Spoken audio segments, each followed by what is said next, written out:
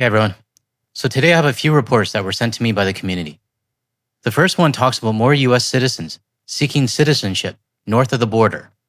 This is something I've discussed in the past, but more on a medical brain drain level.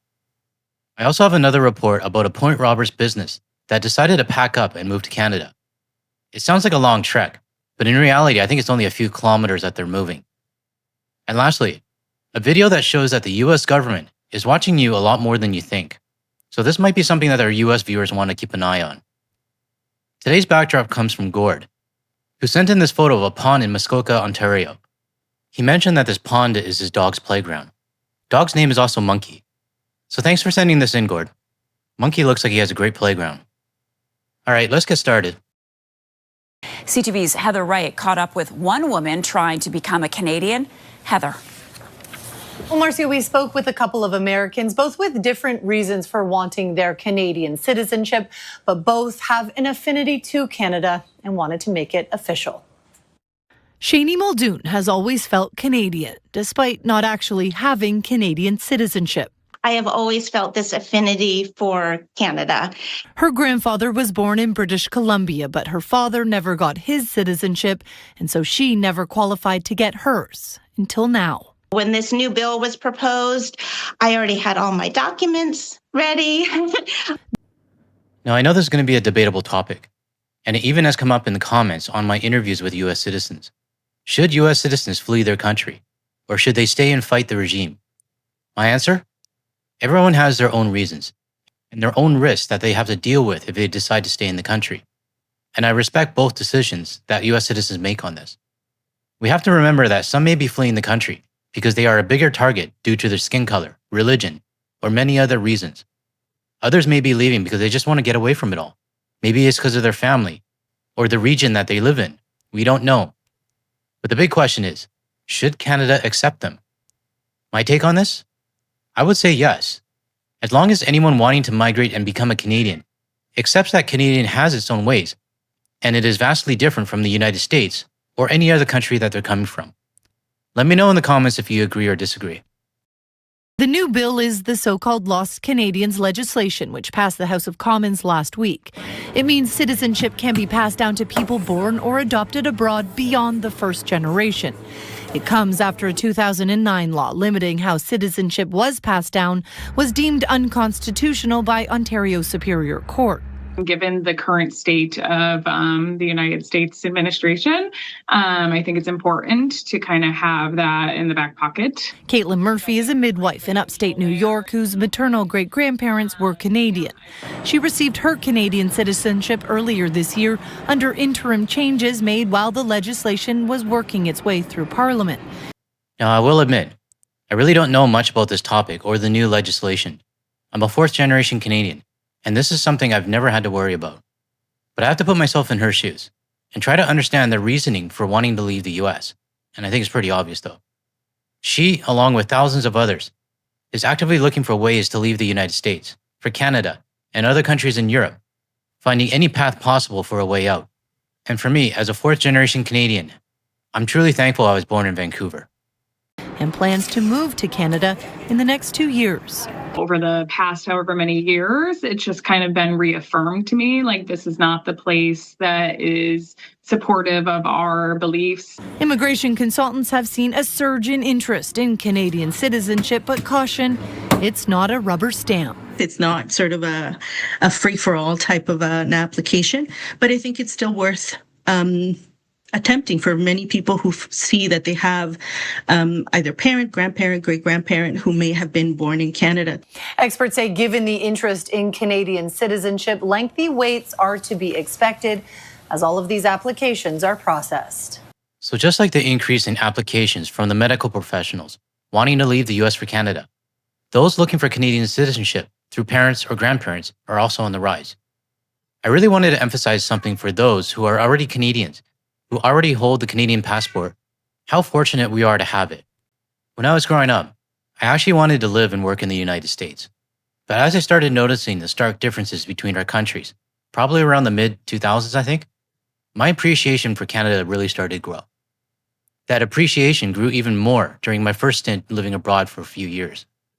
Canada has its own issues, just like every other country. People complain about long medical wait times, or the roads not being maintained, or grocery stores getting more expensive, or the narrative that Canada is becoming a wasteland.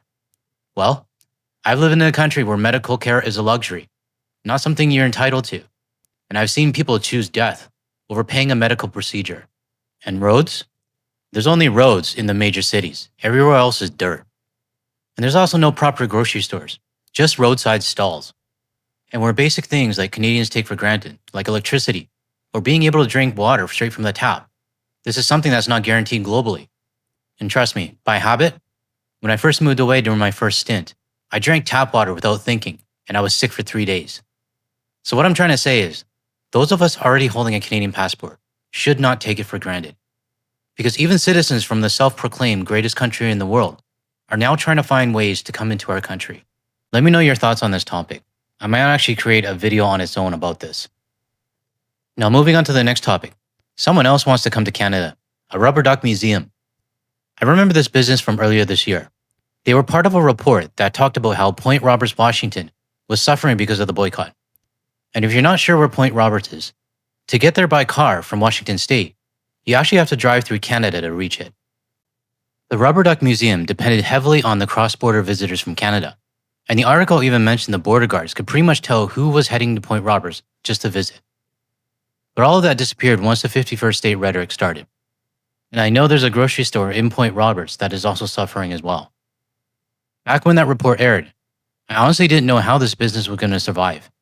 But by moving to Tsawwassen Mills, just a few kilometers north, they've removed every roadblock tied to CBP and also completely avoided the US travel boycotts. The owners are still waiting for their proper work permits and visas, and everything that they need to actually operate the shop legally in Canada. But at least for now, they'll start getting visitors again. I do wonder if we'll start to see more businesses do the same. I'm sure there are others that haven't been reported yet, so if you hear of any, let me know. And you want to read the full article, the link will be in the description below. Now, this next report doesn't relate directly to Canadians, unless you decide to drive down to the United States. So this is more for our US viewers. But it's still a really concerning issue happening on the US roads, whether people want to acknowledge it or not. Tonight, we are learning U.S. Border Patrol is keeping a close eye on drivers using license plate readers, a tool meant to identify threats and disrupt criminal networks. Good evening. I'm Marcella Lee. I'm Carlo Cicchetto. A new Associated Press report reveals the license plate reader program has been left out of court records and police reports and raises questions about how the data is being used. In my past videos about biometric scans, fingerprints, and facial recognition, I said I'm not overly worried when it comes to other countries. But when it comes to the United States and the current US administration, the likelihood of that data being weaponized is high enough that even US mainstream media is reporting it. Tonight, we are learning U.S. Border Patrol is keeping a close eye on drivers using license plate readers, a tool meant to identify threats and disrupt criminal networks. Good evening. I'm Marcella Lee. I'm Carlo Cicchetto. A new Associated Press report reveals the license plate reader program has been left out of court records and police reports and raises questions about how the data is being used. CBS 8's Esmeralda Perez joins us in studio with what the AP uncovered. Esmeralda? Well, Carlo, Marcella, these license plate readers are easy to miss, but according to the new report, Border Patrol's camera network stretches across California, Arizona, and Texas, and even tracks drivers near the U.S.-Canada border. Tonight, the findings are sparking privacy concerns. Associated Press reports Border Patrol uses a predictive intelligence program. It includes an algorithm that flags certain vehicles as suspicious based on their routes and driving patterns. They say federal agents can then alert local law enforcement, leading to drivers being stopped, searched, and sometimes arrested. I'm not sure about you guys, but it really doesn't sit well with me that if I cross the Peace Arch into the United States, the government would be tracking everywhere I go, what roads I take, what cities I visit, basically my entire route. Now, nothing I used to do in the US was confidential. For me, it was just Costco, Trader Joe's, and maybe a couple other stops. But the fact that the data is being collected at all, and knowing how CBP and other authorities treat tourists, and even their local citizens, I don't want to be driving around the US constantly checking my rearview mirror to see if law enforcement is going to pull me over for whatever excuse they feel like making up. And I say make up for a reason, because later on, I'm going to show you a clip of a US police officer doing exactly that, pulling over a citizen, making up an excuse based off this new surveillance system. I know this might not be a big concern for most Canadians here, because we're just not going to the US. But for our US viewers, does any of this actually worry you? Let us know in the comments below. And if it does concern you and you're not subscribed yet, hit that subscribe button if you're finding value from my video so far. So what the AP is reporting on is shocking. I spoke with Seth Hall, co-founder of the community group San Diego Privacy. This is really amazing stuff where we are finding out that cameras that are placed all over the country are being used not to just catch criminals, but to analyze people's driving patterns in order to suss out maybe that they might be suspicious. Take a look at these photos by the Associated Press. A camera hidden in what looks like an electrical box, a license plate reader tucked inside a sand barrel, and another concealed in a traffic cone, all of them in Arizona. Seth tells me he spotted similar cameras while driving through parts of California and Arizona. These cameras are placed out there and they're placed intended to be secret, right? The secrecy around all of this is what really concerns me. And the fact that the use of these cameras were omitted from court documents just makes you wonder what they're really being used for. I really don't want to sound like a conspiracy nut, but something doesn't feel right.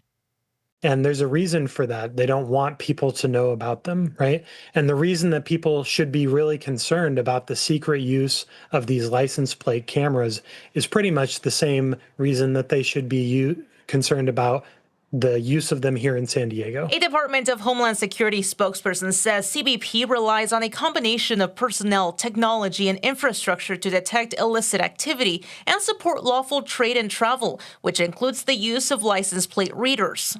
They said in a statement, in part, our use of LPRs is governed by a stringent multi-layer policy framework as well as federal law and constitutional protections to ensure that technology is applied responsibly and for clearly defined security purposes. Responsibly is a word that should not be used in the same sentence as this current U.S. administration. For national security reasons, we do not detail the specific operational applications of LPRs. Meanwhile, Seth believes the surveillance extends beyond criminal activity. The reason that they should be concerned about these plates is that these plates are not just catching criminals, they are catching everything. They are creating records of everybody's travels.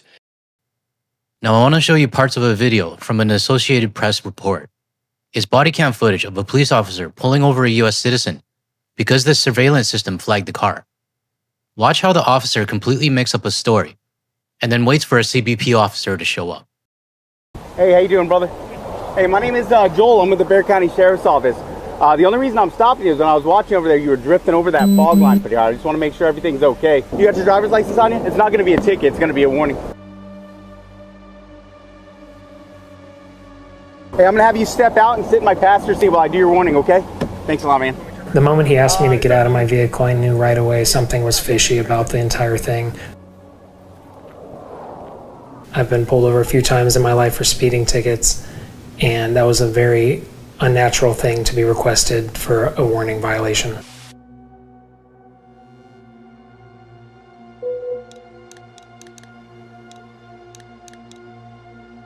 Do you have anything in your vehicle that you're not supposed to have? Okay. All right. Would you allow me to search your vehicle? Or not. Okay. So what I'll do is we have a canine pretty close, so I'm going to have a canine come out and do a walk around your vehicle. He's coming up. You can see the police officer is stalling until the CBP guy shows up. That bogus drifting in the lane excuse is clearly not real. It was the app that flagged the car. Let's watch what he says when the officer arrives. And just to clarify, I don't actually know if this guy is CBP. I'm just assuming. But whatever agency he's from, he's the authority that responds to the app. Yeah, so it's off that thing. So I don't want to too much, but this is one of the ones. Okay. Yeah. If you want to talk to him. Everything matched or what? Yeah, well, it's the one that I was looking for. So they've been tracking it. You think you're just driving around, doing your job, doing things with your kids and family, and you find out the government is tracking your location and your whereabouts as you go about your normal life. And they're using this to suggest that a citizen might be doing something wrong. License plate readers are incredibly powerful surveillance. They are collecting mass amounts of information about who people are, where they go, what they do, and who they know. And then that information is now being weaponized by the federal government to identify, track, and arrest community members. Weaponizing the data. This is exactly my concern when it comes to facial scans, biometric details, and fingerprints with the US government. What's to say that when you cross into the US and you have an angry border guard and you get flagged, and now they're tracking every road you take, just waiting for an excuse to stop you? It could happen, who knows? Now let's watch this police officer try to cover his tracks. So, and again, this was it was one of those from the app, the Intel stops of in a one-day turnaround.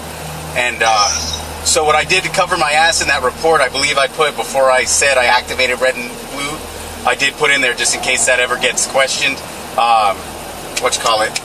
subsequent to prior knowledge. So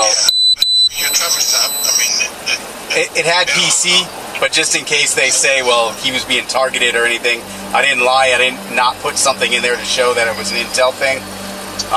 Because I knowing that it was one of those, I was very careful on that stuff. So I want this to be a warning to any Canadians still thinking about going to the US, and even to our US viewers. This surveillance system is active, and it probably has been for decades.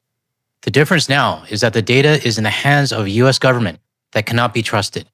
So who knows what they're going to do with it? I know I went off on a bit of a tangent with this report, but I felt it was important to share because it's not widespread news yet. And if this helps even one person to realize that, hey, things are different in 2025, then it was worth it for me to add it in this video. All right, that's all I have for today's video. Have a great rest of your day, and I'll catch you in the next one.